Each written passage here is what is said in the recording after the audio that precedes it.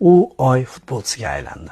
3 ta nomzod va kecha o'zi ham aytdi, shu 3 ta nomzod ichiga kirganimni ko'rib turib, "Nari kim ekan?" dedim va qaradimda, bo'ldi, ularda hech qanaqa imkoniyat yo'q dedim. Chunki biladi. Ovoz berish masalasida siz azizlar, hamyurtlarimiz, muxlislar juda faol, zo'r. Marmush bo'lib qolmasa narigi tomonda Abduqodir Husanov istalgan futbolchini Manchester City'da yenga oladi. Faqat shu 3 talikka kirib olish kerak. 3 talikka kirib olish uchun esa muntazam o'ynash kerak, zo'r o'ynash kerak. 3 talikka ikkinchi marta kiryapti va mana shunda g'alaba qozonmoqda.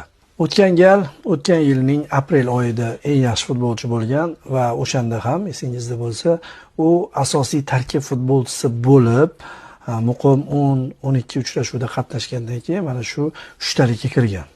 3 talikka kirgandan keyin vatandoshlarimiz qo'llab yuborishgan. Hozir ham shu ssenariy takrorlanyapti.